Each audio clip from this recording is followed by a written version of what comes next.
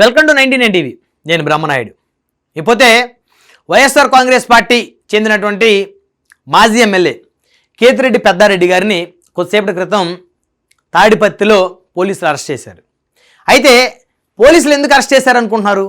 ఆయన ఏదో ఎవరి మీద దౌర్జన్యం చేయబోతుంటే పోలీసులు అరెస్ట్ చేయలేదు. అక్కడ ఈ నియోజకవర్గంలో ఒక విచిత్రమైనటువంటి పరిస్థితి ఏర్పడింది.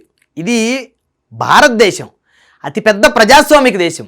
ఈ భారతదేశంలో, ఈ ప్రజాస్వామిక దేశంలో ప్రజాస్వామ్య ప్రభుత్వాలు నడుస్తున్నాయి ఇక్కడ, అంతేకాని రాచరిక ప్రభుత్వాలు లేవు. అయితే అలాంటి తరుణంలో ఒక నాయకుడు ఎమ్మెల్యేగా ఉంటే అతనికి ఆపోజిట్గా పోటీ చేసిన నాయకుడు ఆ నియోజకవర్గంలో అడుగు పెట్టకూడదు అనేటువంటి ఒక రాజ్యాంగం ఈ తాడిపత్రి నియోజకవర్గంలో రాశారంట నాయకులు. ఇది ఎంత దుర్మార్గం అండి! ఎక్కడ బతుకుతున్నాం మనం? ఎక్కడో బీహార్ గురించి కథలుగా చెప్పుకుంటున్నాం. ఆంధ్రప్రదేశ్లో తాడిపత్రి అనే నియోజకవర్గం ఉంది రాయలసీమలో.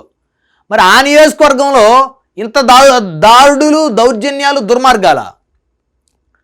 ఈయన ఎమ్మెల్యేగా ఉన్నప్పుడు జేసీ ప్రభాకర్ రెడ్డి గారిని తాడిపత్రి రానివ్వలేదు.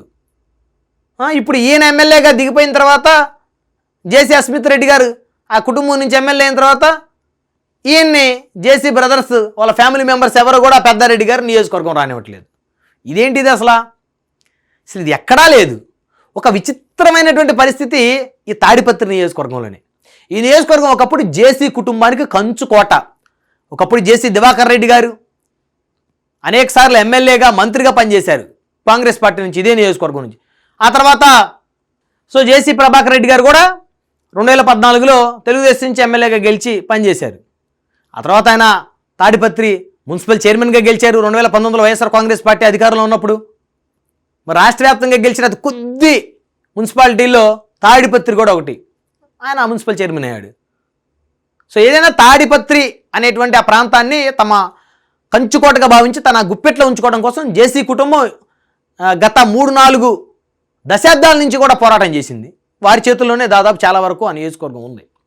ఆ నియోజకవర్గంలో వాళ్ళే బలవంతులు వ్యక్తిగతంగా, అందులో డౌట్ లేదు.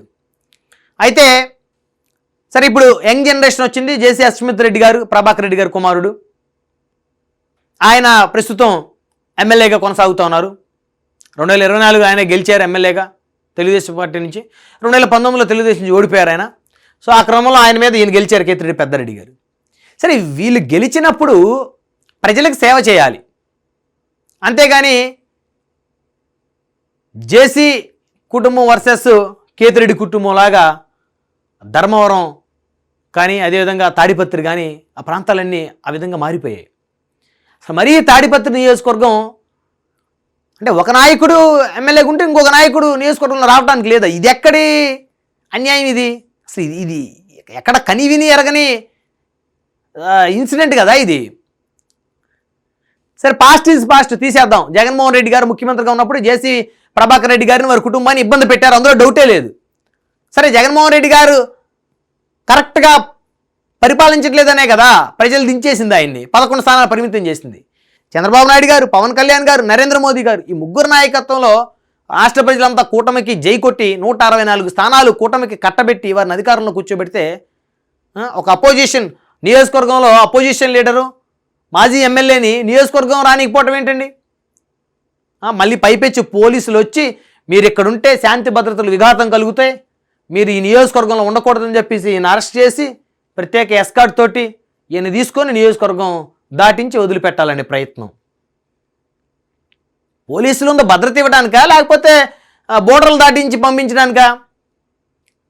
అలాంటప్పుడు ముఖ్యమంత్రి చంద్రబాబు నాయుడు గారు, ఉప ముఖ్యమంత్రి పవన్ కళ్యాణ్ గారు తాడిపత్రి నియోజకవర్గంలో పోలీసు వ్యవస్థ మొత్తం మార్చాల్సింది, డైనమిక్ పోలీస్ ఆఫీసర్లు కదా పెట్టాల్సింది. అసలు ఇది ఎక్కడ చూడలేదు.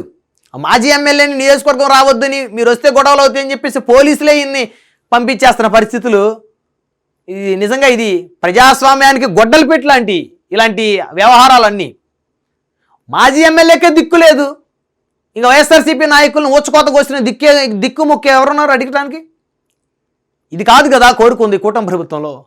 ఒక అనుభవజ్ఞుడైనటువంటి చంద్రబాబు నాయుడు గారు, ఒక నిజాయితీపరుడైనటువంటి పవన్ కళ్యాణ్ గారు, ఒక విజన్ ఉండి మరి ఉక్కు మనిషి లాంటి నరేంద్ర మోదీ గారి నాయకత్వంలో ఆంధ్రప్రదేశ్ అభివృద్ధి దిశలో ముందుకు వెళ్తుంది. కానీ ఈ ఆధిపత్యం ప్రదర్శించుకోవడంలో ముందుకు వెళ్ళటం ఏంటండి? ఇది తప్పు. ప్రజాస్వామ్యంలో ఇలాంటి చర్యలకి తావులేదు. ఒక మాజీ ఎమ్మెల్యేని నియోజకవర్గం రావద్దని చెప్పడానికి హక్కు ఎవరిచ్చారు? జేసీ కుటుంబానికి, జేసీ ప్రభాకర్ రెడ్డి గారు కానీ, జేసీ ప్రభాకర్ రెడ్డి గారి కుమారుడు అస్మిత్ రెడ్డి గారు కానీ, వారి అనుచరులకు కానీ, వారి సన్నిహితులకు కానీ. ఈయన ఏదైనా తప్పు చేశాడు అనుకోండి, సరే తప్పే చేశాడు, వైఎస్ఆర్సీపీ వాళ్ళు ఎక్కువ మంది తప్పులే చేస్తారు, అందులో డౌట్ లేదు.